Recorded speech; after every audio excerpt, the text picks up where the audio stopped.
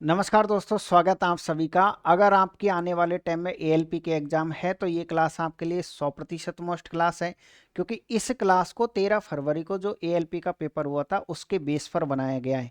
1 minute के अंदर मैं कंप्लीट वीडियो का आपको इंट्रो दे देता हूं ताकि आपका टाइम खराब नहीं हो। अगर आपको इस तरीके के क्वेश्चंस पहले से आते हैं तो आप इस क्लास को स्किप कर सकते हो। चलिएगा, ये जो टाइप नंबर 11 है हमारे पास है, टाइप नंबर 11 में जो क्वेश्चन हमने प्रॉफिट और लॉस का लिया है, ये बात की मैं आपको गारंटी देता हूं कि ये क्वेश्चन 1% भी फेक नहीं है। जो स्टूडेंटों ने जो बताए थे वास्तव में वही क्वेश्चन हमने यहाँ पर लिए हैं। तो टाइप नंबर 11 में जो क्वेश्चन है, स्टूडेंटों को ये कहना था कि सर एक इस तरीके का क्वेश्चन था कि इतनी वस्तुएं इतने परसेंट के लाभ पर, इतनी वस्तुएं इतने परसेंट के लाभ पर और शेष वस्तुएं इतने परसेंट के लाभ पर बेची गई है। तो आपसे फाइनली ये पूछा था कि आप ये बताइए इस सौदे में कितने परसेंट का लाभ हुआ, यानी कि टोटल प्रॉफिट परसेंट का एक क्वेश्चन हमसे पूछा गया था। तो हमने क्या किया कि एक क्वेश्चन नहीं बल्कि इस तरीके के 3-4 क्वेश्चन हमने सेट किए। एक और क्वेश्चन फिर से लिया है, इसी तरीके का एक क्वेश्चन हमने फिर से लिया है, ताकि कल 16 फरवरी है तो आपको क्वेश्चनों में आपकी एग्जाम में आपको हेल्प हो सके। ठीक है, ये टाइप नंबर 11 में हम पढ़ेंगे। इसके बाद जो टाइप नंबर 12 हमारे पास आएगा, इसमें आएगा आपके पास है कि सर समतुल्य बट्टा बताइएगा। क्वेश्चन ऐसा आया था जिसमें आपके पास है 3 डिस्काउंट थे जिनके समतुल्य पूछा था। हम 3 के भी सॉल्व करेंगे और 2 के भी सॉल्व करेंगे। इसके बाद में एक क्वेश्चन जो देखने को मिला था वो मिला था आय व्यय बचत से रिलेटेड। तो थोड़ी देर बाद हम इस टाइप पे भी पहुंचने वाले हैं। इसके बाद में एक क्वेश्चन जो देखने को मिला था वो औसत चाल से रिलेटेड देखने को मिला था। तो हम 2xy upon x plus Y कब लगता है, इसके अलावा total distance upon total time कब लगता है, ये सारी बातें सीखेंगे। इसके अलावा जो पढ़ने वाले हम वो पढ़ेंगे टाइप नंबर 15 में। यानी सर एक क्वेश्चन सरल ब्याज चक्रवृद्धि ब्याज से रिलेटेड भी आया था। यानी कि एक क्वेश्चन तो ऐसा आया था जिसमें दिनों की संख्या दे रखी थी, और एक क्वेश्चन इसी में ऐसा आया था सर जिसमें 2 साल का अंतर दे रखा था। तो हम क्या करेंगे, इस क्वेश्चन में 2 साल का अंतर पढ़ेंगे और 3 साल के अंतर के क्वेश्चन पढ़ेंगे। यानी कि इस क्लास में आपको 5 टाइप के क्वेश्चन सॉल्व करवाऊंगा। आप मुझसे ये कह सकते हो कि सर इससे पहले के जो टाइप है 1 से लेकर के 10 तक, वो टाइप कहाँ पर है फिर। तो इससे पहले मैंने आपको 2 क्लास अपलोड कर दिए, उन क्लासों को आप, इसमें एक प्लेलिस्ट बनी हुई है ALP 2026 के नाम से, उसमें जाकर के दोनों क्लासों को पढ़ सकते हो। अब बगैर टाइम खराब किए शुरुआत करते हैं आज के फर्स्ट क्वेश्चन की। और फर्स्ट क्वेश्चन क्या है आपके पास है, सर ये रहा। यानी फाइनली अगर आप मुझसे पूछोगे कि ये क्या कहना चाह रहा है क्वेश्चन, तो ये क्वेश्चन ये कहना चाहता है कि आप इसका औसत लाभ बताइएगा। अगर कोई क्वेश्चन ऐसा बनता है ना जिसमें आपसे ये पूछता है कि इस सौदे में कितने परसेंट का लाभ हुआ है, अब औसत लाभ है यानी कि एक तरीके से इसमें औसत निकालना है। औसत आप किसी भी तरीके से निकाल सकते हो, या तो राशियों को एक राशियों की संख्या से निकाल दीजिएगा, या फिर औसत में जो हम डेविएशन वाला रूल यूज करते हैं उससे भी आप औसत इनका निकाल सकते हो। तो चलिएगा हम शुरुआत करते हैं आज के फर्स्ट क्वेश्चन की। क्वेश्चन है हमारे पास है, सर एक व्यक्ति ने कुछ वस्तुएं खरीदी, उसने 1/3 वस्तुएं तो 14% के लाभ पर, और 3/5 वस्तुएं 17.5% के लाभ पर, और शेष वस्तुएं 20% के लाभ पर बेची है। इस सौदे में उसे कितने परसेंट का लाभ हुआ है, इस सौदे में कितने परसेंट का लाभ हुआ है। तो ऐसे क्वेश्चन है ना आपके पास है, ऐसे क्वेश्चन में कुछ वस्तुएं खरीदी है, वो वस्तुओं की संख्या नहीं है आपके पास। तो पहला काम तो आपको ये करना पड़ेगा कि आपको इसमें वस्तुओं की संख्या माननी पड़ेगी। आपको क्या माननी पड़ेगी, वस्तुओं की संख्या। अब काफी स्टूडेंटों को ना ये ऐसे क्वेश्चंस बहुत बुरे लगते हैं जिसमें 1/3, 3/5 ऐसे, सर इसमें वस्तुओं की संख्या हम कितनी माने। तो देखिए मैं एक फाइनली आपको ये समझाना चाहूंगा कि ऐसे क्वेश्चनों में जो वस्तुओं की संख्या मानी जाती है ना, वो डिपेंड कर दिया कि फ्रैक्शन क्या क्या दे रखी है आपको। जैसे इसमें एक फ्रैक्शन 1/3 है और दूसरी आपके पास है 3/5। तो जो टोटल वस्तुएं मानोगे वो ये जो संख्या दी हुई है हर में, इनका जो एलसीएम आता है ना उससे हम मानते हैं। अब आप ये कहोगे क्या फिक्स है क्या कि इनका एलसीएम ही मानना है। जैसे इनका एलसीएम आपके पास है 15 आ गया, तो क्या सर हर क्वेश्चन में ऐसे जो आएंगे, क्या हम हर क्वेश्चन में इनका एलसीएम ही मानेंगे? क्या हम हर क्वेश्चन में इनका क्या मानेंगे, एलसीएम ही मानेंगे? तो ऐसे क्वेश्चनों में हम क्या करेंगे कि टोटल वस्तुएं क्या मानेंगे, इनका एलसीएम। आप ये कहोगे सर परमानेंटली फिक्स है क्या कि हर क्वेश्चन में ही इस तरीके से हम मानेंगे? तो देखिएगा ये डिपेंड करता है क्वेश्चन पर। अगर आपने इनका एलसीएम माना और जैसे क्वेश्चन दे रखा है संख्या आपकी टोटल बिल्कुल आराम से कटती जा रही है, दशमलव में संख्या नहीं आई है, तो फिर आपकी टोटल वस्तुएं ये सही है। और अगर मान लीजिए आपको लग रहा है कि अब दशमलव वाला फॉर्मेट आ गया, तो फिर आप 15 का डबल 30 मान लीजिए, फिर 30 का डबल 60 आप मान सकते हो। लेकिन काफ़ी हद तक 90% क्वेश्चनों में एलसीएम से काम चल जाता है। मैं एक बार फिर आपको एक्सप्लेन करना चाहूँगा कि टोटल वस्तु एलसीएम होता है। काफ़ी बार जब हम सरल करते हैं तो संख्या दशमलव में बन जाती है, तो आप तुरंत हटा करके एलसीएम का डबल लिख देना यहाँ पर, बस यही है इसमें पूरा, बाकी कोई दिक्कत आपको नहीं आएगी। अब हम क्वेश्चन को सरल कर लेते हैं। यानी कि क्वेश्चन को कैसे सरल करेंगे सर, औसत लाभ पूछा है तो सबसे पहले आप यहाँ लिख लीजिए डेटा। यहाँ पर क्या लिखोगे, इसमें जो भी डेटा दिया हुआ है, और यहाँ लिखेंगे सर हम प्रॉफिट या जो भी लॉस है उसका परसेंटेज। ऊपर हम क्या लिखेंगे, डेटा लिखेंगे, नीचे क्या लिखेंगे, प्रॉफिट या लॉस का परसेंटेज। इसने पहला शब्द ये कहा है कि सर उसने 1/3 वस्तुएं 14% के लाभ पर बेची है। तो 1/3 वस्तुएं, टोटल वस्तुएं कितनी आपके पास है सर, टोटल वस्तुएं ये है। तो आप मुझे बताइए 15 का 1/3 कितना होता है, 1/3 कितना होता है, 3 से 5 बार कटेगा। तो सर हम ये कह सकते हैं कि पहली वस्तु कितनी आ गई 5, और इस पर लाभ कितना आपके पास सर, लाभ हमारे पास है 14 है। परसेंटेज नहीं लिखे क्योंकि हमने यहाँ लिखा हुआ है। आगे बढ़िएगा, अगली बार में क्या कहा है सर, अगली बार में उसने ये कहा है, और अब की बार 3/5 वस्तुएं हैं। कितनी वस्तुएं आपके पास है, 3/5। तो बताइए 5 का भाग कितनी बार, 3 बार, 3 × 3 करो कितना हो जाएगा, आपके पास है 9 वस्तुएं। 9 वस्तुओं पर कितना प्रॉफिट है आपको सर, 9 वस्तुओं पर 17.5% का है। और फिर उसने कहा शेष वस्तुएं, जब आपने टोटल वस्तुएं 15 मानी है, 15 में से आप 5 और 9 कितना हो जाएगा, 14 घटा दीजिएगा तो शेष वस्तु कितनी बची आपके पास है, 1 बची है। शेष वस्तु कितनी बची आपके पास है, 1 को 20% के लाभ पर, यानी कि 20% आप यहाँ लिख दीजिएगा। अब मुझे आप ये बताइए क्या किसी भी तरह की किसी स्टूडेंट को यहाँ तक कोई दिक्कत है क्या, क्योंकि अगले स्टेप में तो आंसर आ जाएगा।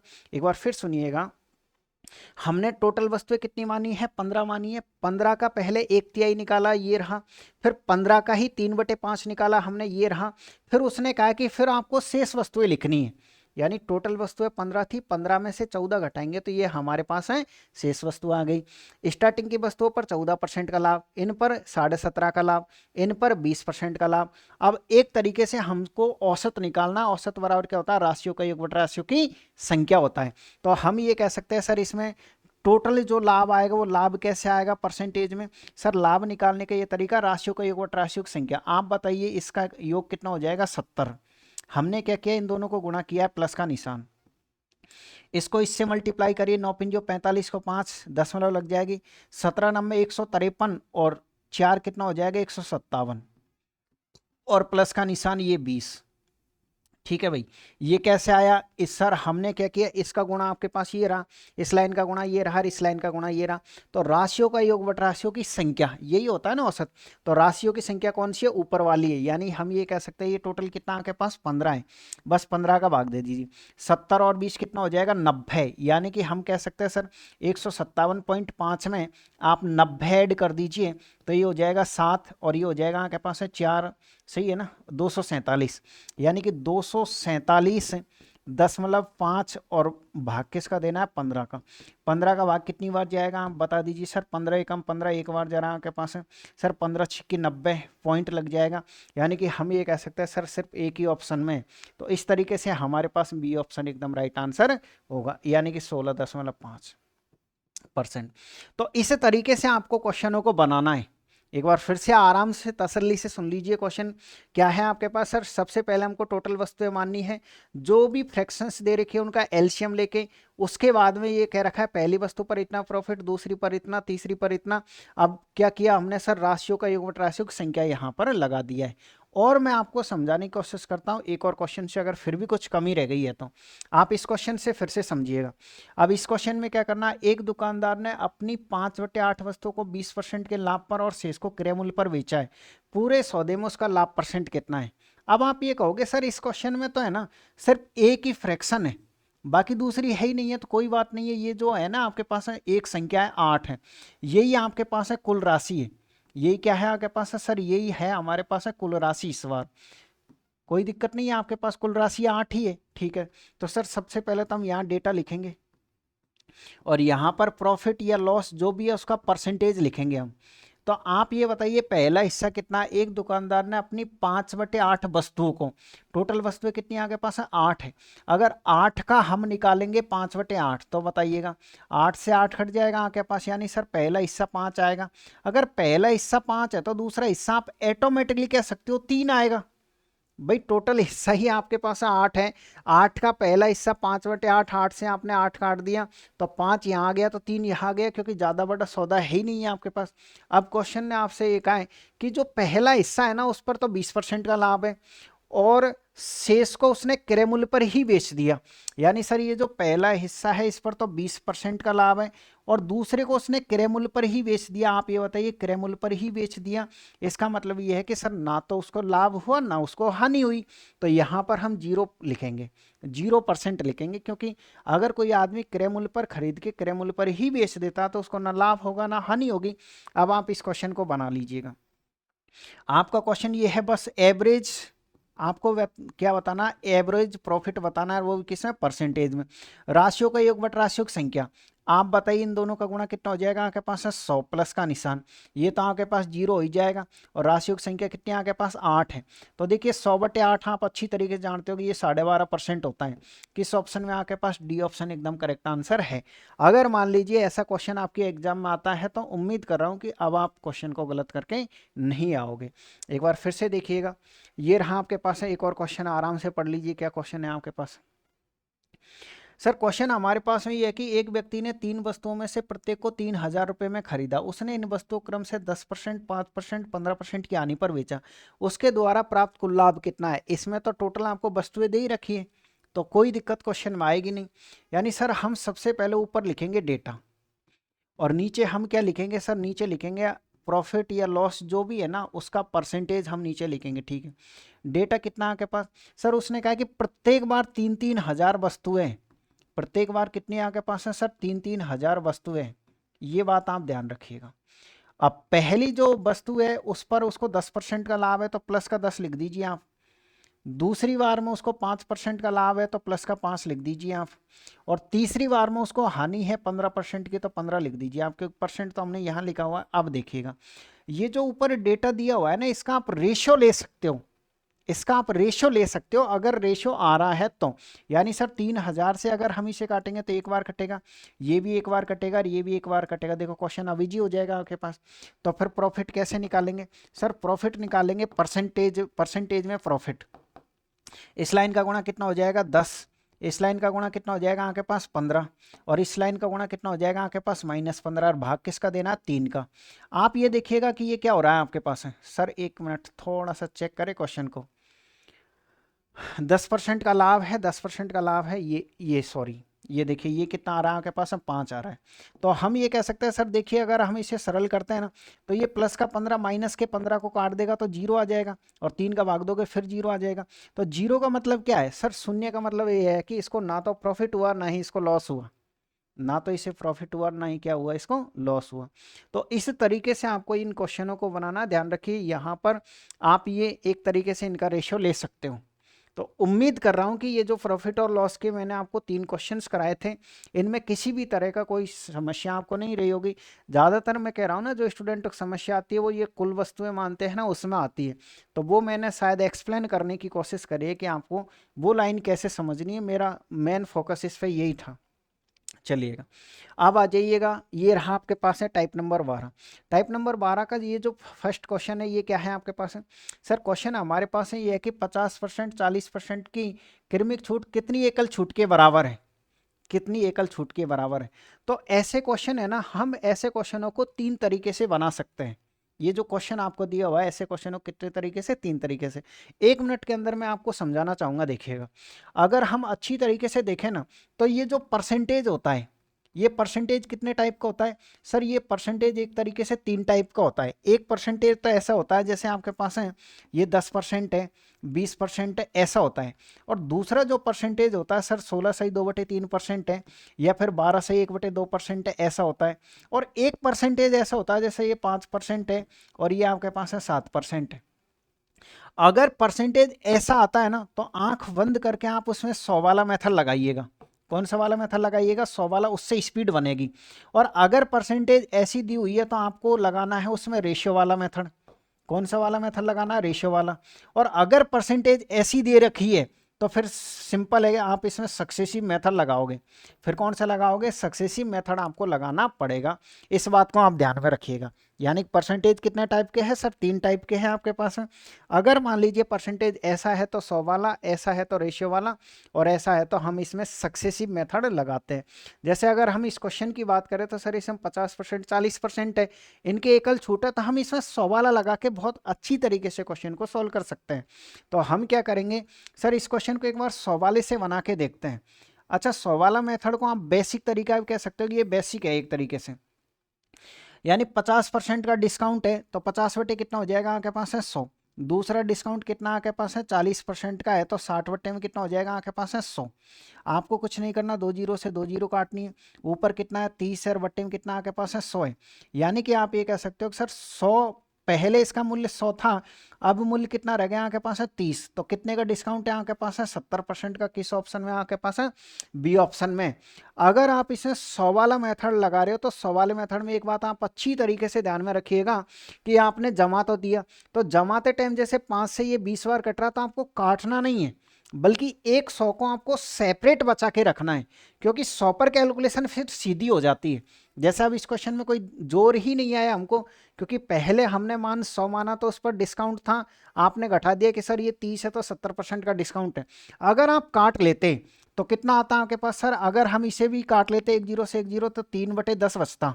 तो हम ये कह सकते हैं कि आपको कितना डिस्काउंट है यहाँ 7 का, तो 7/10 और गुणा किससे करते हैं 100 से। 1 जीरो से 1 जीरो 70%, तो स्टेप ज़्यादा बढ़ती है ना, तो ज़्यादा स्टेप हम क्यों बढ़ाए, हम सीधे ही चाहे वो 100 कटे या नहीं कटे, एक 100 को आपको बचा के रखना है।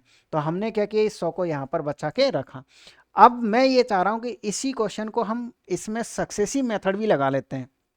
क्यों लगा लेते हैं? क्योंकि सिंपल क्वेश्चन है, तो सक्सेसिव मेथड से कैसे करेंगे सर? अगर मान लीजिए इसमें आपको सक्सेसिव मेथड लगाना है तो सिंपल सा तरीका है डिस्काउंट वाले क्वेश्चनों में लगाने का। क्या तरीका है आपके पास है? पहले तो आप संख्या का योग करिए और उसमें से घटा दीजिए उनका गुणा और बट्टे 100, बस ये तरीका है, इतना सा काम करना है। एक बार फिर सुनिएगा, अगर हम इसको दूसरे पैटर्न से करना चाहे तो आप इस तरीके से करोगे। कैसे सर? पहले दोनों संख्याओं को आप जोड़ दोगे, कितना हो जाएगा आपके पास 90 माइनस का निशान। दोनों संख्याओं का गुणा कर दोगे, कितना हो जाएगा आपके पास है सर? हमारे पास हो जाएगा 2000, और बट्टे में कितना आपके पास है सर? 100 है। 2 जीरो से 2 जीरो खत्म, 90 में से 20 घटाओगे तो 70% आपका राइट आंसर है। ये होता है हमारे पास है सक्सेसिव मेथड। क्लियर है आपके पास? चलिएगा, तो फिर हम चलते हैं अगले क्वेश्चन पर। ये रहा आपके पास है क्वेश्चन नंबर 2। क्वेश्चन नंबर 2 को समझाने से पहले मैं आपको ये बता देता हूं कि आप चाहे तो ऐसे क्वेश्चन का आंसर बिल्कुल 1 सेकंड में बता सकते हो कि ये इसका करेक्ट आंसर है। क्यों? अगर किसी क्वेश्चन में एक परसेंटेज है ना आपके पास, ये 10% आ जाता है, तो आपको ऑप्शन का डिजिटल सम निकालना है। जिस ऑप्शन का डिजिटल सम 1 होगा वो ही आपका आंसर होगा। जैसे आपने ये देखा कि इसका डिजिटल सम कितना है, 9 हटा दो, ये 4 10, 10 का मतलब कितना होता है 1 होता है।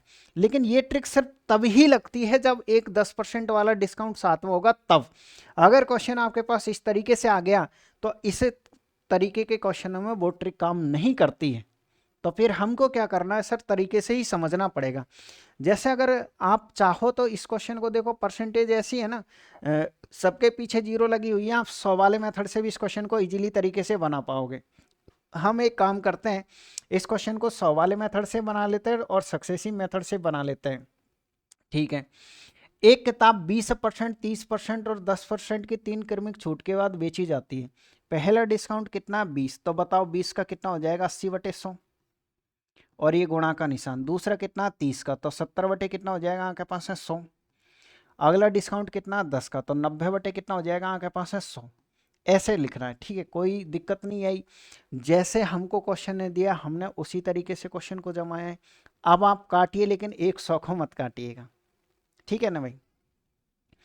तो सर यहाँ पर ये हमारे पास है, देखिएगा किससे काटोगे, ये 2 जीरो से हमारे पास 2 जीरो कट जाएगी, 1 जीरो से 1 जीरो कट जाएगी। अब क्या बच गया हमारे पास सर? अब हम इनको मल्टीप्लाई कर देते हैं। ये कितना हो जाएगा आपके पास सर? 72 हो जाएगा, और 72 इंटू 7 कर दीजिए, तो 7 दूनी का 14, हासिल किए 49 और 1 50। और इसके कारण एक 10 है ना एक्स्ट्रा, इसके कारण यहाँ दशमलव लगेगा। यानी हम ये कह सकते हैं सर, जब हमने ऊपर की संख्याओं को मल्टीप्लाई किया था तो हमारे पास कितना आया था? हमारे पास इतना आया था, लेकिन एक 10 और बचा हुआ था, उसके कारण यहाँ पर एक दशमलव चिपका दी, और बट्टे में कितना आपके पास है 100 है। जो राशि पहले 100 थी वह राशि इतनी रह गई, 100 से कितना कम है? तो आप ये कहोगे सर ये आपके पास 49.6% कम है। किस ऑप्शन में आपके पास सर? ए ऑप्शन में 49.6% कम है, तो यही आपका करेक्ट आंसर होगा। लेकिन हम ये चाहते हैं कि आप इसमें 100 वाला मेथड नहीं लगाएं, बल्कि आपको ये कितना लिखा हुआ है, ये है आपके पास है, कितना दिख रहा है ना आपको सर? ये है आपके पास 49.6, ठीक है, %। आप एक काम करिएगा, इसी में सक्सेसिव वाला मेथड भी लगाने की कोशिश करिएगा। सक्सेसिव वाला मेथड सीख जाइएगा कि आप अगर 3 डिस्काउंट दे रखे तो हम कैसे लगाएंगे। आपको करना क्या है सर? सबसे पहले तो इन दोनों में लगाना है, इनका जो भी रिजल्ट आए ना फिर इसको इसके साथ भिड़ाना है। सबसे पहले आप इस दोनों में लगाइए। पहले तो आप बताओ फॉर्मूला क्या होता है सर? फॉर्मूला हमारे पास ये होता है योग और माइनस गुणा, और बट्टे में क्या होता है आपके पास है 100 होता है। यही होता है ना फॉर्मूला आपके पास। योग कितना है? पहली दो संख्याओं का, पहले इन दोनों के बीच लगाना है आपको। किसके बीच में लगाना है? इसके बीच में। 20 और 30 कितना हो जाएगा आपके पास है? तो आप ये कहोगे सर 50, माइनस का निशान। दोनों को गुणा करोगे सर ये 600 हो जाएगा, और बट्टे में कितना आपके पास है? 100 है। 2 जीरो से 2 जीरो खत्म। 50 में से 6 घटाओगे तो कितना आएगा आपके पास सर? हमारे पास है 54% आएगा। अब इस 54% को किसके साथ भिड़ाना है सर? इस 54% को 10 के साथ जाके भिड़ाना है, और फिर से लगाइए उसी को। किसको? कि पहले योग करिए। तो 54 और 10 कितना होता है आपके पास है सर? हमारे पास 64 हो जाएगा। माइनस का निशान, 54 इंटू 10 कर दीजिएगा आप।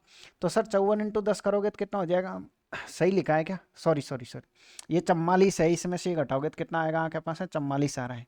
ये कितना आ रहा है आपके पास है सर? हमारे पास 44 आ रहा है। तो आप क्या करोगे सर? सबसे पहले तो हम इन दोनों को ऐड कर देंगे। जैसे ही ऐड करेंगे तो कितना हो जाएगा आपके पास है? 54 हो जाएगा, और माइनस का निशान। आप बताइए इसको इससे गुणा करोगे तो कितना हो जाएगा सर? गुणा करेंगे तो हमारे पास है इतना हो जाएगा, और बाकी इसका देना है आपको 100 का देना है। 1 जीरो से 1 जीरो खत्म, या दशमलव लग जाएगी। यानी सर 54 में से आपको माइनस करना है 4.4, तो कितना आएगा सर? वापस वही 49.6 आंसर आ जाएगा। किस ऑप्शन में आपके पास? इस ऑप्शन में। तो उम्मीद कर रहा हूं कि मैंने आपको दोनों तरीके बता दिए हैं। रेशियो वाला तरीके की कोई ज़रूरत नहीं है यहाँ पर कि आप उससे सरल करें। ये 100 वाला मेथड था और ये सक्सेसिव वाला मेथड था। ठीक है भाई। अब एक और क्वेश्चन की हम प्रैक्टिस कर लेते हैं। ज़्यादा टाइम तो मैं खराब आपका करने की कोशिश नहीं करूँगा कि ज़्यादा क्वेश्चन प्रैक्टिस करें, बल्कि एक और ये लास्ट क्वेश्चन है, आप इससे भी प्रैक्टिस कर लीजिएगा। दिख रहा है प्रॉपर तरीके से क्वेश्चन? ठीक है। आप क्या करोगे? सबसे पहले इन दोनों के अंदर सक्सेसिव लगाओगे। आप ये बताइए 7 और 12 कितना होता है? तो आप ये कहोगे सर 19 हो जाएगा, माइनस का निशान। 12 सत्ते कितना होता है? 84। तो बताइए क्या पॉइंट 84 नहीं हो जाएगा? 2 अंक छोड़ के तो दशमलव लगाना है आपको। तो हम ये कह सकते हैं सर ये 18 पॉइंट कितना रह जाएगा? 16। अब इसकी तुलना किसके साथ करोगे सर? इसकी तुलना हम 5 के साथ करेंगे, तो इसमें आप जोड़ दीजिए। ये हो जाएगा 18 और 5 कितना होता है? 23.16, और यहाँ माइनस का निशान। इसको आप 5 से गुणा करिए। 16 पिंजो कितना हो जाएगा? 80। 18 पिंजो कितना हो जाएगा? 90। अब आप देखिए 2 दशमलव तो इसी में है, और 100 के कारण 2 दशमलव और खिसकेगा, तो क्या हम यहाँ नहीं लगा सकते? बताइए ना आप। क्योंकि सर 2 दशमलव तो आपका यहाँ तो रहे, फिर 100 का भाग और देना तो यहाँ खिसक जाएगा आपके पास। बस घटा दीजिए, आंसर आ जाएगा।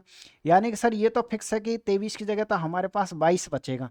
तो 22 तो सिर्फ एक ही ऑप्शन में, दशमलव में भी तो आएगा। ऐसा तो है नहीं है कि पूरा पूरा घट रहा है, तो क्यों घटाए हम फालतू का।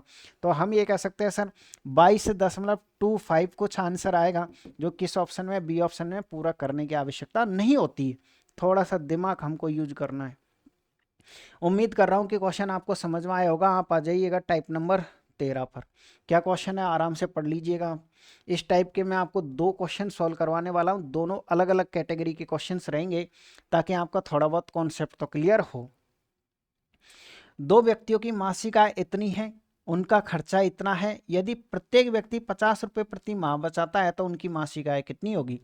ऐसे क्वेश्चन है ना 2 टाइप के बनते हैं। एक क्वेश्चन ऐसा बनता है जिसमें इनकी आय समान है। जैसे देखो 50 रुपये पहला आदमी बचा रहा है, 50 रुपये दूसरा आदमी बचा रहा है। एक क्वेश्चन है इसमें इस तरीके का भी बनता है कि पहला आदमी तो 5200 रुपये बचा रहा है और दूसरा आदमी 3600 रुपये बचा रहा है। तो दोनों क्वेश्चनों को हम कैसे बनाएंगे ये जानने की कोशिश करेंगे। तो देखिएगा, वैसे दोनों क्वेश्चनों को हम एक ही तरीके से बना सकते हैं, लेकिन इसमें आपके पास है एक और तरीका लगेगा जिससे इसमें स्पीड बन जाएगी। वैसे दोनों तरीके से दोनों क्वेश्चनों को हम एक सिंगल तरीके से बना सकते हैं, लेकिन ये वाला क्वेश्चन थोड़ी स्पीड में सॉल्व हो जाएगा। कैसे करोगे? सबसे पहले आप आय का रेशियो लिखिए। आय का रेशियो कितना? तो आप ये कहोगे सर 4:5 है। आय का रेशियो कितना आपके पास है? सर इनकी आय का जो रेशियो है ना वो आपके पास है 4:5 है, लिख दीजिएगा।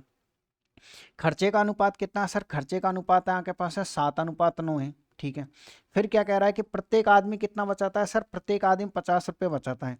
ये 50 बचाएगा और ये भी कितना बचाएगा? 50 बचाएगा।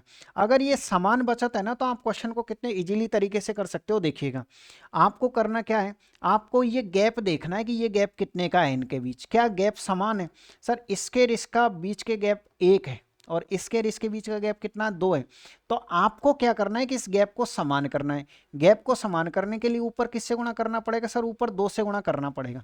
तो 2 से गुणा करने का मतलब यह है कि आप 2 से इसको भी गुणा करिएगा और 2 से आप इसको भी गुणा करिएगा। अब हम क्वेश्चन को कैसे पढ़ेंगे? ये क्या था हमारे पास? सर ये हमारे पास आय था और ये क्या था? सर ये हमारे पास है खर्चा था। अब क्या आप क्वेश्चन को ऐसे नहीं पढ़ोगे कि सर एक आदमी जो पहले 8 रुपये कमा रहा है और जो पहले 10 रुपये कमा रहा है, भाई एक तो 8 कमा रहा है, 8 में से वह 7 रुपये खर्चा कर रहा है।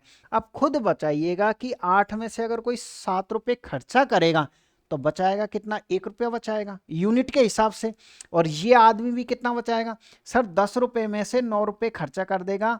तो हम ये कह सकते हैं सर 1 यूनिट की बचत है, यानी कि दोनों की बचत, इसकी भी बचत समान है, इसकी बचत समान है। हम ये कह सकते हैं सर कि 1 यूनिट का मान हमारे पास है 50 है। आपको कितने यूनिट का मान निकालना है? जितने यूनिट का मान निकालना है उससे गुणा कर दीजिएगा। आपको निकालना उनकी मासिक आय कितनी है, और मासिक आय कितनी आपके पास है? 8 मानोगे आप। पहले की आय कितनी है? 8 है, तो 8 से गुणा कर दीजिएगा। तो पहले की कितनी हो जाएगी आपके पास? सर पहले की तो हो जाएगी आपके पास में 400। पहले कितनी हो जाएगी आपके पास है? 400। दूसरे की कितनी हो जाएगी? सर दूसरे के दूसरे से गुणा कर दीजिएगा आप 10 से। दूसरे की हो जाएगी आपके पास है कितनी? 500। किस ऑप्शन में आपके पास? सर हमारे पास बी ऑप्शन एकदम राइट आंसर होगा। ऐसे करना है क्वेश्चन को। तो एक तरीका तो ये है कि आप इनका गैप समान कर लीजिए, लेकिन गैप समान तभी करोगे जब इनकी आय बराबर है। मान लीजिए एक की आय यहाँ 50 हो गई, यहाँ पे एक की 70 है, तो क्या आप गैप समान करके कर सकते हो क्या? फिर आप कैसे आइडिया करोगे कि ये जो बचत है वो इस यूनिट का मान है या फिर इस यूनिट का मान है? फिर आप नहीं लगा सकते। अगर कोई क्वेश्चन ऐसा आ जाता है जिसमें यहाँ 50 है और यहाँ 70 है, तो हम कैसे करेंगे? ये तो गैप समान करके हमने इससे कर लिया। इसे हम बोलते हैं डिफरेंस मेथड। इसे हम कौन सा मेथड बोलते हैं? सर इसे हम डिफरेंस वाला मेथड बोलते हैं। अगले क्वेश्चन पे हम चलते हैं। देखिएगा अगले क्वेश्चन में हम क्रॉस मल्टीप्लाई वाला तरीका यूज करेंगे, जिसको आप पिछले वाले क्वेश्चन में भी यूज कर सकते थे। आप पहले क्वेश्चन को जमाइए। आय का अनुपात कितना? सर 10:6, ठीक है। और बाद में खर्चे का अनुपात कितना? सर हमारे पास 18:10 है। अब इसके बाद क्या करना है आपको? इनका जो भी बचत है ना उसको यहाँ लिखिए। पहले की बचत कितनी है? सर पहले की जो बचत है ना आपके पास वो 5200 है, ठीक है भाई। दूसरे की बचत कितनी है? सर हमारे पास 3600 है। कोई दिक्कत नहीं है, हमने पहले क्या लिख दी? सर पहले आय लिख दी, यहाँ पर सर हमने इनका खर्चा लिख दिया, यहाँ पर सर हमने इनकी बचत आ गई, क्योंकि आय में से आप खर्चा घटाओगे तभी तो आपके पास बचत आएगी। अब बड़े ध्यान से देखिएगा कि ऐसे क्वेश्चन को हमको कैसे बनाना है। क्रॉस मल्टीप्लाई वाला तरीका लगता है ऐसे क्वेश्चन हम क्रॉस मल्टीप्लाई का तरीका नहीं जानते हो तो सीख करके जाइएगा, कल एग्जाम है ना आपके, इसलिए इसको तो आप इससे गुणा करो और इसको आप इससे गुणा करो। 18 छिक्के कितना हो जाएगा आपके पास है? 108 और ये 100 और घटा दीजिए इसमें से, यानी कि 18 छिक्के 108 क्रॉस मल्टीप्लाई किया तो कितना बचा आपके पास? सर हमारे पास 8 बचा, लिख दीजिए ऐसे कैसे। इसके बाद क्या करना है? इसको तो इससे गुणा करो और इसको आपको इससे गुणा करना है और फिर से अंतर लेना है। अगर हम इसको इससे गुणा करते हैं तो कितना आएगा? देखिए सर ये हो जाएगा हमारे पास है 0 0, 18 छिक्के कितना हो जाएगा? 108, हासिल की 10 लग जाएगा। 18 तिया 54, 54 और 10 कितना होता है भाई बताओ? सर 54 और 10 64 हो जाएगा। फिर इसको इससे गुणा करिए आप, इसको इससे गुणा करोगे 0 0 0 और ये 52। और सर इनका भी आपको क्या लेना है, इनका भी अंतर लेना है, तो ये 0 बचेगा, ये 0 बचेगा, ये 8 बचेगा, ये 2 बचेगा, ये 1 बचेगा। हम ये कह सकते हैं सर कि पहले हमको 2 बार लेना अंतर, एक बार अंतर कितना आ गया 8 का, एक बार अंतर कितना आ गया आपके पास है इतने का। ये फिक्स है कि बड़ी राशि में आपको छोटी राशि का भाग देना है, बड़े अंतर में छोटे अंतर का भाग देना है। तो हम ये कह सकते हैं बड़ा वाला अंतर कितना है 12,800, इसमें भाग किसका देना 8 का। अब जिसका मान निकालना है ना उससे आप गुणा कर दीजिएगा, ठीक है भाई। आपको चाहिए उनकी दोनों की आय, तो उनकी आय यानी पहले की आय कितनी है सर, पहले गुणा किससे करना पड़ेगा आपको 10 से। तो बताइए 8 से कितनी बार कटेगा सर, 8 से ये हमारे पास 16 बार कट जाएगा, 16 अट्ठे 128 होता है। तो इस तरीके से हम ये कह सकते हैं कि पहले की जो आय है वो 16,000 आएगी। किस ऑप्शन में हमारे पास सर, इसी ऑप्शन में। दूसरे की निकालने के लिए 10 की जगह आप 6 लिख दीजिए, तो 16 छिक्के कितना हो जाएगा 96 हो जाएगा। इस तरीके से आपको बड़े प्यार से क्वेश्चन को सॉल्व करना है। और कल आप अगर ऐसा क्वेश्चन आता है तो गलत करके आओगे तो कैमरे में घुस के मैं पिटाई करूंगा, आपके ध्यान में रखिएगा, ठीक है ना। अगर आप इसी तरीके से मुझसे कंप्लीट कोर्स करना चाहते हो बिल्कुल अपडेटेड क्वेश्चनों के साथ में, तो आप छोटा सा काम कर सकते हो, प्ले स्टोर पे जाके उपकार क्लासेस जयपुर के नाम से एप्लीकेशन डाउनलोड करिए। वहाँ रेलवे चैंपियंस 3.0 के नाम से बैच है, बहुत ही सुंदर तरीके से मैंने उसको डिजाइन कर रखा है। कंप्लीट नहीं हुआ है, बैच चल रहा है, उसमें पर डे की 2-3 क्लासें हम ऐड करते हैं, ठीक है।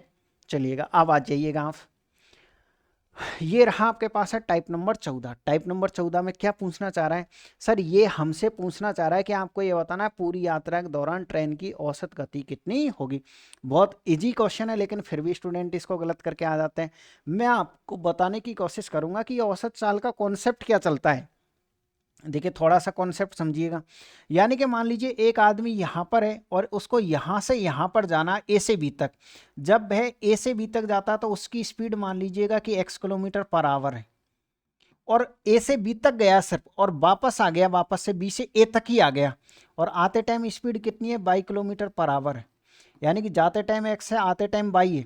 और आपसे क्या पूछा है सर, हमसे ये पूछा है क्वेश्चन ने कि आप ये बताइए इसमें औसत चाल कितनी है। तो औसत चाल का सीधे फॉर्मूला आप रट्टा मारोगे 2xy upon x plus Y, ये होता है। और जो भी यूनिट है वो आप पीछे लगा सकते हो। यानी कि सर अच्छा ये फॉर्मूला कब लगेगा, ये फॉर्मूला सिर्फ एक ही कंडीशन में लगता है, सभी कंडीशनों में नहीं। अगर एक आदमी ए से बी तक जाता है और बी से ए तक आता है तो ही लगेगा। अब आप ये कहोगे मान लो सर एक आदमी ए से बी तक फिर बी से सी तक गया तो हम क्या करेंगे। मान लो आप तो ये कहोगे कल को सर एक आदमी ए से बी तक और यहाँ पर बी है और फिर बी से सी तक गया, यानी सर यहाँ पर उसकी स्पीड कितनी है, जो भी है स्पीडों को छोड़िए आप यहाँ। यानी सर एक आदमी यहाँ गया फिर यहाँ से यहाँ गया फिर यहाँ से यहाँ गया। अब औसत चाल कैसे निकालोगे सर, अब औसत चाल निकालने का जो तरीका है ना आपके पास में वो बेसिक वाला है। बेसिक में हम क्या करते हैं सर, पहले हम निकालेंगे कि उसने टोटल डिस्टेंस कितना तय किया है, कुल दूरी, और उसमें हम भाग दे देंगे कुल समय का। कुल दूरी बटे क्या हो जाएगा हमारे पास है कुल समय। तो ये है दो तरीके होते हैं औसत निकालने के, औसत चाल निकालने के लिए। एक में फॉर्मूला रट्टा मारोगे, एक में आपको ये करना है। फॉर्मूला कब लगता है, जब आदमी फिक्स जाके वापस आता है। दोनों के मैं एक एक एग्जांपल आपको समझा देता हूं। यहां देखिएगा ये जो फर्स्ट क्वेश्चन है क्या है, दो स्टेशन पी और क्यू के बीच की दूरी 500 किलोमीटर है। इससे आपको कोई मतलब नहीं है, ये पी है और ये क्यू है आपके पास, और इनके बीच का डिस्टेंस कितना आपके पास सर 500 किलोमीटर है, ठीक है। क्वेश्चन ने क्या कहा है, एक ट्रेन पी से क्यू तक, यानी कि एक ट्रेन पी से कहाँ तक जाती है आपके पास है क्यू तक जाती है, और 60 की स्पीड से, किस स्पीड से जा रही है ये हमारे पास है 60 की स्पीड से, और 40 किलोमीटर प्रति घंटे की एक समान गति से पी पर वापस लौटती है, और वापस लौट गई कितने की स्पीड से 40 की स्पीड से। आपसे ये पूछे कि आपको ये बताना है कि पूरी यात्रा के दौरान उसकी औसत गति कितनी होगी। अब आप खुद बताइए, ये ट्रेन केवल यहीं तक गई और वापस यहीं आई कि नहीं आई। यानी कि हम ये कह सकते हैं सर सॉरी भाई, इसने जाते टाइम आते टाइम समान दूरी तय करी है। इसका मतलब हम ये कह सकते हैं जितनी गई है उतनी आई है। इसमें जो औसत चाल का फॉर्मूला लगाएंगे हम, वो कौन सा लगाएंगे, औसत चाल जो निकलेगी ना हमारे पास, वो औसत चाल ऐसे निकलेगी सर 2, एक्स का मतलब पहली चाल, वाई का मतलब दूसरी चाल, और दोनों संख्या को हम जोड़ देंगे, 2 जीरो से 2 जीरो कट जाएगी, 24 का डबल कितना हो जाएगा 48। किस ऑप्शन में आपके पास ए ऑप्शन एकदम राइट आंसर है। स्पष्ट हुआ क्वेश्चन आपको कि ये वाला फॉर्मूला हम कब लगाते हैं। तो चलिएगा एक और क्वेश्चन फिर से ले लीजिए। अगर अब आप फिर से लगाने लग गए उसी फॉर्मूले को इसमें भी तो फिर आपका आंसर गलत हो जाएगा। अब क्वेश्चन को फिर से देखिए क्या क्वेश्चन है। जॉन 250 किलोमीटर की दूरी 50 किलोमीटर प्रति घंटे की गति से गाड़ी चलाता है, ठीक है, और फिर 350 किलोमीटर में 70 की स्पीड से गाड़ी चलाता है। पूरी यात्रा के दौरान उसकी औसत गति कितनी होगी, ये हमारे पास क्वेश्चन है। तो हम क्या करेंगे सर, इस क्वेश्चन को है ना एवरेज स्पीड पूछिए हमसे। हमसे क्या पूछिए, एवरेज स्पीड। एवरेज स्पीड के लिए कुल दूरी बटे कुल समय होता है। तो कुल दूरी कितनी है सर, एक बार में दूरी ये रही 250, दूसरी बार में ये रही, तो 250 और 350 कितना होता है सर, 250 और 350 600 होता है। सही है क्या, बिल्कुल, कोई दिक्कत है क्या। कुल दूरी लिख दी हमने, कुल दूरी बटे कुल समय। पहली बार समय कितना लगा, देखो समय बराबर क्या होता है, T1 कैसे आएगा सर, समय बराबर दूरी बटे चाल। दूरी कितनी है 250 है, और इसमें चाल कितनी है आपके पास 50 है। यूनिट सबकी समान है, किलोमीटर किलोमीटर प्रति घंटे, कोई आपको दिक्कत नहीं आएगी।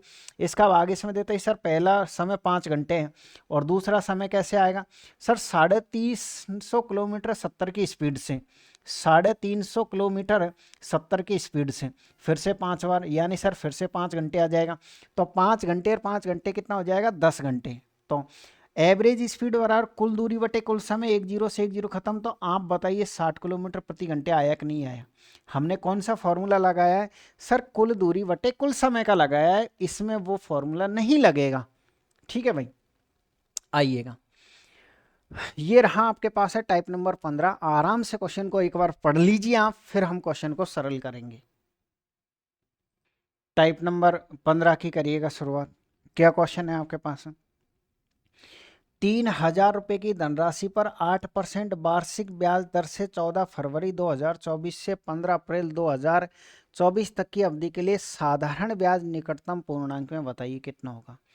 आपको क्या करना है, ऐसे क्वेश्चनों में जो दिक्कत आती है ना, वो सिर्फ और सिर्फ समय निकालने में आती है। तो समय निकालने का सबसे बेस्ट तरीका मैं आपको यहाँ सिखा रहा हूँ। ये पहला क्वेश्चन है, इसी तरीके के एक और क्वेश्चन है। तो पहले क्वेश्चन को तो हम प्रॉपर तरीके से काउंट कर लेते हैं कि समय आखिरकार हम कैसे निकालते हैं। इसके बाद में जो क्वेश्चन आएगा उनमें मैं आपको जो टिप्स बताता हूँ उसके द्वारा आप समय बताओगे। आपने देखा है कि जो समय होता है, जो साल होती है वो 2 साल होती है सर, एक तो होती है लीप वर्ष और एक होती है साधारण वर्ष। यानी कि हम ये कह सकते हैं कि सर अगर हम थोड़ी सी चर्चा करें इस बात की, तो सर एक तो होती है हमारे पास है लीप वर्ष, और एक क्या होती है हमारे पास है, एक होती है सर साधारण वर्ष। एक क्या होती है आपके पास है, साधारण वर्ष। अगर मान लीजिए कोई क्वेश्चन आपके पास है किसका है, लीप वर्ष का है, तो इसमें जो दिनों की संख्या आपके पास आएगी ना, जो दिनों की क्या आएगी आपके पास है संख्या, वो क्या आएगी सर, दिनों की संख्या या तो आएगी आपके पास 61, या फिर आएगा आपके पास है कितना, इसको 2 से मल्टीप्लाई कर दीजिए 122, या फिर सर हमारे पास 3 से मल्टीप्लाई कर दीजिए 183। ये दिनों की संख्या का जो क्रम चलता है ना, वो आपके पास ये चलता है। अगर मान लो आपके पास है लीप वर्ष है, तो दिनों की संख्या का क्रम ये चलता है, या तो दिन इतने आते हैं या इतने आते हैं या फिर इतने आते हैं। अब आप कहोगे लीप वर्ष किसे कहते हैं, अरे बहुत ही सिंपल बात है।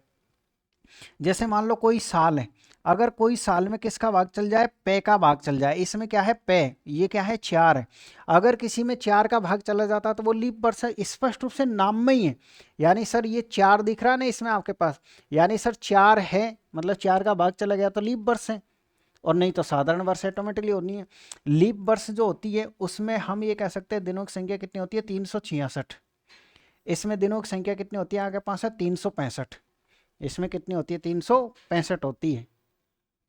और साधारण वर्ष किसे कहते हैं सर, साधारण वर्ष उसे कहते हैं जिसमें दिन कितने होते हैं आपके पास है 365 होते हैं। इनमें जो दिनों की संख्या चलती है ना, उसका सीरीज ये चलता है आपके पास है, या तो 73 दिन होंगे, या फिर आपके पास है इसको 2 से मल्टीप्लाई कर दीजिए 6, और ये कितना हो जाएगा 146, फिर आप इसको 3 से मल्टीप्लाई कर दीजिए 9, और ये इनका सीरीज चलता है। तो इनको आप जरूर रट्टा मारें। और क्यों मारे, क्योंकि ऐसा नहीं है कि ये आप देखिए क्वेश्चन ऐसा पूछा गया है, ये तो एनटीपीसी का एक्चुअल क्वेश्चन है। तो इसलिए आप ध्यान में रखिएगा कि ये आपके पास है दिनों की संख्या होती है। अच्छा, अब आइडिया कैसे लगाओगे, अगर आप देखो ऐसे आइडिया लगाओ, जनवरी फरवरी, अगर आपको ऐसा लग रहा है 2 महीने का एवरेज का टाइम है 2 से 2.5 का, इसका मतलब आपके पास दिनों की संख्या 61 आएगी। भाई इतना तो आप क्वेश्चन को देख के आइडिया लगा सकते हो कि 2 महीने के आसपास है दिन, तो ये लिखना। आपको लग रहा है 3 महीने से ऊपर है तो ये लिखना। आपको लग रहा है कि और ज्यादा ऊपर है तो फिर यहाँ लिखना। समय ये तो आप क्वेश्चन को पढ़ के आइडिया लगा सकते हो। जैसे अगर हम इस क्वेश्चन की बात करें, पहले तो आप ये चेक करो लीप बर्स है कि नहीं है। आप ये देखोगे सर 2024 है तो 24 में तो 4 का भाग जा रहा है, लीप बर्स है। इसका मतलब सर इसमें जो दिनों की संख्या चलेगी ना, वो इस क्रम में चलेगी। आपके पास है 61, या फिर हमने क्या किया था 122, या फिर हमने क्या किया था, ये हमारे पास है 83, सही है ना आपके पास, ये चलेगी। अब आप खुद बताइए 14 फरवरी से अप्रैल, तो फरवरी से अप्रैल 2 महीने के आसपास ही हो रहे। इसका मतलब सर दिनों की संख्या 61 होगी, ये कन्फर्म है। और वैसे मैं आपको इसमें निकाल के बता देता हूँ, देखिए ये क्या है आपके पास है सर 14 फरवरी है, तो 14 फरवरी है आपके पास है। तो ऐसे क्वेश्चन में हमको ऐसे निकालना होता है, तो जिस दिन आप पैसे लेके जाओगे उस दिन का तो ब्याज लगेगा, और जिस दिन आप लेके आओगे उस दिन का ब्याज नहीं लगेगा। तो फरवरी कितने दिन की हुई सर, लीप बर्थ है तो 29 दिन की हुई। तो 29 में से आपको 14 नहीं घटाना बल्कि 13 घटाना है। तो ये तो फरवरी के दिन हो गए, यानी फरवरी के दिन कितने हो गए आपके पास है सर, फरवरी के 16 दिन हो गए। अब आप ये कहोगे सर 14 फरवरी से 29 फरवरी तक तो 15 ही दिन होते हैं। भाई 15 दिन नहीं होते, 16 होते हैं। मैं आपसे कहूं कि आप ये बताओ कि 10 से लेके 18 तक कितनी संख्या होती है। 10 से 18 तक, 10 से, मैंने ये कहा 10 से 18 तक कितनी होती है, तो क्या 8 होती है, क्या 9 संख्या होती है। 10 से आप खुद काउंट कर लो, 10 11 12 13 14 15 16 17 18, 9 संख्या होती है। तो हम क्या करते हैं, एक्चुअल संख्या निकालने के लिए 18 में से इससे एक कम घटाएंगे तो 9 घटाएंगे। ठीक है, तो हम क्या करेंगे कि जिस दिन को काउंट करते हैं 14 फरवरी से ब्याज स्टार्ट है तो आप 13 घटाइए। तो फरवरी के कितने दिन हो गए सर, फरवरी के जो दिन है ना आपके पास है, वो फरवरी के कितने दिन हो गए आपके पास है सर, फरवरी के जो दिन है वो 16 हो गए आपके पास है। फरवरी के बाद में क्या है आपके पास सर, फरवरी के बाद में आपके पास क्या आएगा, मार्च आएगा। ठीक है, अब मार्च तो आपको पता है कि पूरा पूरा 31 का चलेगा। अप्रैल की अगर हम बात करें, किसकी बात करें, अप्रैल की, तो अप्रैल में 15 अप्रैल है तो 15 अप्रैल नहीं लेना, आपको लेना है 14 अप्रैल, क्योंकि 15 का ब्याज नहीं लगेगा। आप टोटल दिनों की संख्या काउंट कर लीजिए। सर देखिए 10 रेख 11, ये हो जाएगा आपके पास 5 रेख 6, बताओ 61 हुआ कि नहीं हुआ। तो एक तो हमने इसमें दिन काउंट किए तब दिन निकाले, एक हमारे पास में जो लॉजिक है उससे हम सीधे ही कर देते, हमको तो मतलब आंसर से है ना एग्जाम में, तो फिर सर सीधे ही आ जाता। अब कैसे निकालेंगे, आप क्वेश्चन को सरल कर दीजिए आराम से। यानी कि सर या तो सिंपल सा फॉर्मूला लगा दीजिए, मूलधन इंटू समय इंटू दर बटे 100 का, या फिर हम ये कह सकते हैं कि मूलधन कितना आपके पास 3000 है, तो पूरा 100% का मान कितना है सर, 100% का मान आपके पास है 3000 है। आपको किसका मान निकालना है, हमको ब्याज का मान निकालना है। ब्याज की यूनिट क्या होती है, आर इंटू टी परसेंट, ब्याज की यूनिट यही तो होती है, ब्याज ऐसे ही निकालते हैं। और मूलधन की यूनिट कितनी होती है, 100% होती है, ये फिक्स होती है। इस बात को आप ध्यान रखिएगा कि आपको इसमें यूनिट बनाना आनी चाहिए। यूनिट कैसे बनाना आनी चाहिए, अगर हम मूलधन की बात करें, मूलधन की यूनिट क्या होती है, तो मूलधन की जो यूनिट होती है वो तो 100% होती है, परमानेंटली फिक्स है, अगर आप 100 वाला मेथड यूज कर रहे हो तो। इसके अलावा ब्याज की यूनिट क्या होती है सर, ब्याज की यूनिट होती है आपके पास आर टी परसेंट। मिश्र धन की यूनिट क्या होती है, 100 plus R T percent, 100 plus R T percent क्या होती है, मिश्र धन की यूनिट होती है, ध्यान में रखिएगा। तो हम ये कह सकते हैं सर, मूलधन बटे मूलधन की यूनिट, और जिसका मान निकालते हैं हम उससे मल्टीप्लाई करते हैं, फॉर्मूला यही तो लगाते हैं, राशि बटे यूनिट, जिसका मान निकालते हैं उससे हम क्या करते हैं, मल्टीप्लाई। तो ब्याज कैसे निकालेंगे, आर को टी से गुणा करोगे, आर कितना आपके पास है सर, आर हमारे पास है ये है, और टी कितना हमारे पास है सर, टी ये रहा 61 दिन। लेकिन दिन को साल में चेंज करने के लिए 366 का भाग लगाओगे कि नहीं लगाओगे, बिल्कुल। तो फिर इससे ये कितनी बार कट जाएगा सर, 6 बार कट जाएगा, कितनी बार, 6 बार। और ये 2 जीरो से 2 जीरो, आप बताइए 6 से कितनी बार, 5 बार, तो ये कितना हो रहा है आपके पास है 40। किस ऑप्शन में आपके पास सर, हमारे पास बी ऑप्शन एकदम राइट आंसर होगा। ऐसे क्वेश्चन बनाना है, ठीक है, आराम से। ये रहा क्वेश्चन, ये रहा आपके पास है सॉल्यूशन। एक बार फिर से समझने की कोशिश करिएगा। अब मैं आपको इसमें दिनों की संख्या नहीं बताऊंगा, कि अब आप खुद बताओ दिनों की संख्या कितनी होनी चाहिए आपके हिसाब से। सर पहली बात तो ये कि ये जो है ना आपके पास है साधारण वर्ष है, यानी 365 है, फरवरी से लेकर के अप्रैल तक है। तो इसमें दिनों की संख्या किस क्रम में चलती है सर, इसमें जो दिनों की संख्या चलती है ना वो हमारे पास है इस क्रम में चलती है। इसमें जो दिनों की संख्या चलती है वो किस क्रम में चलती है, हमारे पास है इस क्रम में चलती है। महीने कितने के आसपास है आपके पास है, फरवरी मार्च अप्रैल, इसका मतलब सर ये दिनों की संख्या फिक्स है।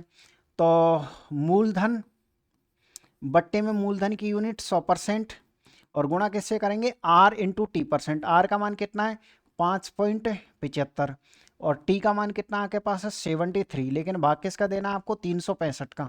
इससे ये कितनी बार कटेगा सर, इससे ये 5 बार कटेगा, ध्यान में रखिएगा। आप जैसे ही दशमलव हटाओगे तो 2 जीरो नीचे बढ़ाओगे, ये परसेंटेज से यहाँ परसेंटेज था वो कट चुका है, ध्यान में रखिएगा। ये आपके पास 3 जीरो से 3 जीरो कट जाएगी, 2 से कितनी बार कट जाएगा 5 बार। 5 इंटू 5 कितना होता है 25। तो 575 में अगर आप 25 का भाग देते हो कितनी बार जाएगा, 25 दूनी का 50 और 25 75, 23 रुपये आपका करेक्ट आंसर है। उम्मीद कर रहा हूं कि अब आप क्वेश्चन को गलत करके नहीं आओगे, ठीक है। अगर अब भी गलत करके आए तो मैंने कहा ना फिर आपको मैं इस कैमरे में घुस के पिटाई करूंगा अच्छी तरीके से। चलिए अब ये रहा आपके पास में। अब मैं आपसे ये कहूंगा कि ये जो क्वेश्चन है ना आपके पास किसका है, पहले क्वेश्चन पढ़ देता हूँ। यदि किसी राशि पर 5% प्रतिवर्ष की दर से 2 वर्ष के साधारण ब्याज और चक्रवृद्धि ब्याज में 125 रुपये का अंतर है, तो यह राशि बताइएगा कि यह राशि कितनी है। आपसे राशि पूछिए। तो ये क्वेश्चन आज से 20 साल पहले भी आता था, 15 साल पहले भी आता था, यानी कि ये फिक्स और परमानेंटली क्वेश्चन है। और जितने भी नौकरी लगे हैं ना, जो भी आज नौकरी पर है, उन सब ने इनके लिए फॉर्मूले का रट्टा मार रखा है। आप पूछ लीजिए किसी भी स्टूडेंट से। मैं खुद आज नौकरी कर रहा हूं तो मैंने फॉर्मूला रट्टा मारा था। यानी कि सरल ब्याज और चक्रवृद्धि ब्याज का 2 साल का और 3 साल का फॉर्मूला आप रट लीजिए। आप बेसिक फेसिक से, शॉर्ट ट्रिक से किसी से मत जाइएगा। मैं ये कह रहा हूं जो कुछ चीजें जो फिक्स होती है उसमें तो क्या ही फर्क पड़ रहा है। अगर मान लीजिए सरल ब्याज और चक्रवृद्धि ब्याज का अंतर निकालना है 2 साल के लिए, क्या निकालना है आपको, एसआई और सीआई का अंतर निकालना है। एसआई और सीआई का क्या निकालना, अंतर 2 वर्ष के लिए। तो फॉर्मूला होता है डी बराबर पी आर स्क्वायर और बट्टे में क्या होता है 100 इंटू 100। बस 2 साल का तो ये रहा। पी का मतलब आप जानते हो प्रिंसिपल है, रेट है, ये डिफरेंस है। और अगर मान लीजिए 3 साल है तो डी बराबर क्या हो जाएगा आपके पास, सर ये पी स्क्वायर बटे 100 इंटू 100, ये तो पूरा है सेम टू सेम है, ये तो पूरा एज इट इज लिखना 3 साल के लिए। 3 साल के लिए एक चेंज ये करना है कि 100 और बढ़ा दो 3 साल के लिए, और यहाँ चेंज करना है कि ये 300 प्लस क्या हो जाएगा, इसमें इतना सा है। ये मेहनत आप जरूर करिएगा, क्योंकि मैं ये नहीं कह रहा कि इन्हीं से आप वैसे बना सकते हो, लेकिन मैं खुद की बात करूँ तो मैं तो हमेशा इन्हीं से बनाता हूँ। ये 2 साल के लिए, ये 3 साल के लिए। और ये कोई फिक्स चीज़ें है भाई, जो चीज़ें फिक्स होती है ना वो चीज़ें हमको जरूर रखनी चाहिए। मैं तो आपको ये कहूँगा, जैसे ये क्वेश्चन है, यदि किसी राशि पर 5% प्रतिवर्ष की दर से 2 वर्ष के साधारण ब्याज और चक्रवृद्धि ब्याज में 125 का अंतर है, तो यह राशि कितनी है। आप बताइए फॉर्मूला क्या है सर, फॉर्मूला डी बराबर पी आर स्क्वायर बट्टे में 100 इंटू 100 है। बट्टे में क्या है 100 इंटू 100। डी का मान कितना है 125 है। पी का मान हमसे पूछा है। आर का मान कितना सर 5 इंटू 5 है। और बट्टे में कितना आपके पास है 100 इंटू 100 है। तो आप एक काम करिए, ये 25 हो जाएगा और ये 25 से कितनी बार कट जाएगा 5 बार। तो क्रॉस मल्टीप्लाई करोगे तो यहाँ से पी 5 के पीछे कितनी जीरो चिपका दो, 4 जीरो। तो इस तरीके से हमारे पास है ए ऑप्शन एकदम करेक्ट आंसर होगा। ठीक है भाई। अब इसी तरीके से एक और क्वेश्चन ये रहा आपके पास में, वही 2 साल का, लेकिन इसमें क्या पूछा है सर, इसमें हमसे ये पूछ ले कि प्रतिवर्ष ब्याज की दर पूछी है। तो फिर से हम क्वेश्चन को बनाने की कोशिश करते हैं। अंतर कितना आपके पास सर, अंतर हमारे पास है 98 है। तो डी बराबर पी की जगह मान कितना इस बार 80,000 दे रखा है, इंटू आर स्क्वायर, इसका मान है ही नहीं है तो आर स्क्वायर लिखिएगा। और बट्टे में क्या आता है आपके पास सर, बट्टे में 100 इंटू 100 आता है। ठीक है भाई, 4 जीरो आपकी चारों जीरो खत्म कर देगी। अगर हम 2 से काटते तो ये 4 बार और ये 49 बार। तो हम ये कह सकते हैं सर 49/4, ये किसका मान है 49/4 हमारे पास, ये हमारे पास आर स्क्वायर का मान है। तो फिर इसका वर्गमूल कितना 7, इसका 2, ये हमारे पास आर का मान है। यानी कि हम ये कह सकते हैं 3 से 1/2% ये आर का मान हो जाएगा, जो कि किस ऑप्शन में, जो कि ए ऑप्शन में। क्लियर है आपके पास। इस तरीके से आप एक और क्वेश्चन लीजिएगा। ये रहा आपके पास एक और क्वेश्चन, ये हमारे पास किसका सर, ये हमारे पास क्वेश्चन है 3 साल का। ये किसका क्वेश्चन है, हमारे पास है 3 साल का। एक निश्चित राशि पर 10% प्रतिवर्ष की दर से 3 वर्ष के साधारण ब्याज चक्रवृद्धि ब्याज के बीच का अंतर 310 है। यानी कि फॉर्मूला क्या है, डी बराबर पी आर स्क्वायर, और ये है सर हमारे पास है 300 प्लस आर, और बट्टे में क्या हो जाएगा आपके पास है 100 की पावर 3 हो जाएगा। तो डी का मान कितना आपके पास है 310 है। पी का हमसे मान पूछा है, आर का मान कितना आपके पास है 10 इंटू 10 हो जाएगा, और ये हो जाएगा सर हमारे पास है 300 में 10 जोड़ोगे तो 310, और बट्टे में क्या हो जाएगा हमारे पास है 100 कितनी बार लिखना है आपको 3 बार लिखना है। बस आप इसमें काटा पीटी कर लीजिए, ये 100 आपका इस 100 को ख़त्म कर देगा, ये 310 आपका 310 को ख़त्म कर देगा। तो पी का मान कितना आएगा, एक के पीछे 4 जीरो चिपका दो, एक के पीछे कितनी जीरो चिपका दो 4 जीरो। किस ऑप्शन में हमारे पास, सर डी ऑप्शन एकदम करेक्ट आंसर है। तो इस तरीके से आपके पास है, ये थी आज की क्लास। जितने भी टाइप के क्वेश्चन मुझे मिले वो मैंने कोशिश करी है पूरे क्वेश्चनों को सॉल्व करवाने की।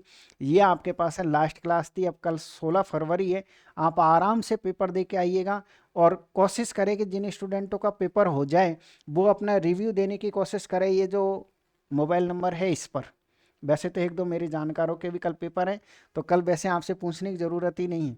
जो मेरे साथ में नौकरी लगे थे उन स्टूडेंटों में से भी कुछ के रिलेशन में है, एक का छोटा भाई है वो पेपर दे के आएगा तो वो मैं पूछ लूँगा।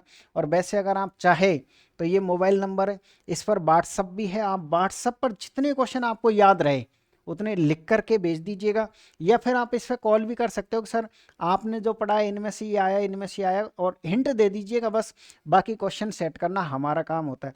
आपको सिर्फ हिंट देनी होती है, सर सरल व्याज से ऐसे क्वेश्चन आए थे, चक्रवृद्धि व्याज से ऐसे क्वेश्चन आए थे, आपको क्वेश्चन नहीं बोलना होता है प्रॉपर, आप सिर्फ हिंट दे सकते हो। हिंट वो स्टूडेंट देगा जिसका पेपर अच्छा होगा या फिर जिसको अच्छी मैथ पहले से आती होगी, ठीक है। तो ये थी आपके पास आज की क्लास, उम्मीद कर रहा हूँ कि आपको ये क्लास हेल्पफुल रहेगी कल की जिनकी एग्ज़ाम है। आप सभी को ऑल द बेस्ट, जिनका भी कल 16 फरवरी को पेपर है। मैं आपको 16 फरवरी को शाम को फिर मिलूँगा 17 फरवरी वालों के लिए। आप सभी को एक बार फाइनली ऑल द बेस्ट। आप सभी को हैप्पी महाशिवरात्रि। भोले बाबा से मैं दुआ करता हूँ कि आपका सिलेक्शन हो जाए इस बार, ठीक है। आप सभी को ऑल द बेस्ट।